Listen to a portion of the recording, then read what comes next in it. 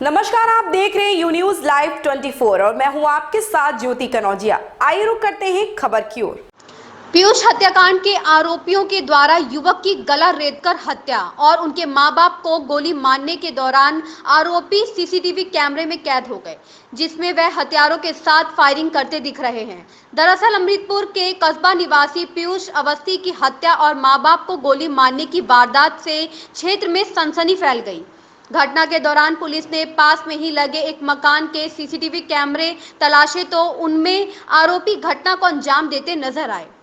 आरोपियों के हाथों में कई हथियार दिख रहे हैं, जिसमें वह कई बार फायरिंग करते भी नजर आ रहे हैं। सनसनी हत्याकांड ने पुलिस के ऊपर भी सवालिया निशान उठा रहे हैं।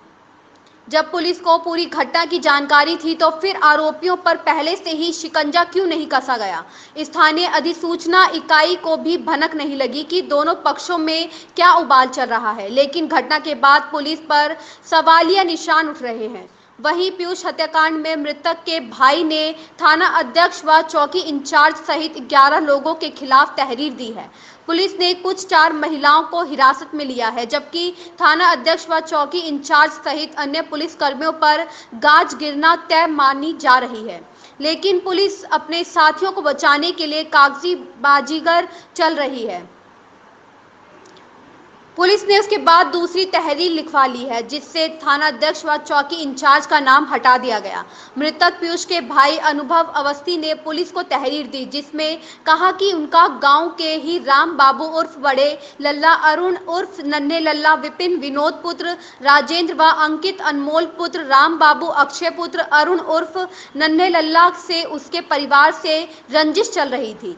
सुबह तकरीबन 7 बजे राम बाबू, अरुण, विनोद व अंकित व अनमोल पुत्र राम बाबू, प्रीति पत्नी अरुण, सीमा पत्नी राम बाबू, अलका पत्नी विपिन, मुस्कान पुत्री राम बाबू, अक्षय पुत्र अरुण आदि आ गए। सभी के पास नाजायज हथियार और लाठी डंडों से लैस होकर आ गए। पीयूष का जबरन अपहरण कर लिया और अपने घर ले जाकर गला काटकर हत्या कर दी और बचाने गए मां मीरा देवी व पिता दिनेश को भी गोली मार दी। जमकर अंधाधुंध फायरिंग की। पीयूष मृतक के भाई अनुभव ने बताया कि उसका भाई आईएएस की कोचिंग कर रहा था, लेकिन उसकी हत्या करके परिजनों के सपनों का कत्ल किया गया है। क्या मामला है? ये आज सूचना मिली थी सुबह कि थाना अमृतपुर के अंतर्गत जो अमृतपुर गांव है, वहां पर सुबह एक विवाद हुआ है, जिसके अंदर जो दिनेश कुमार अवस्थी है उनकी गोली लगी है।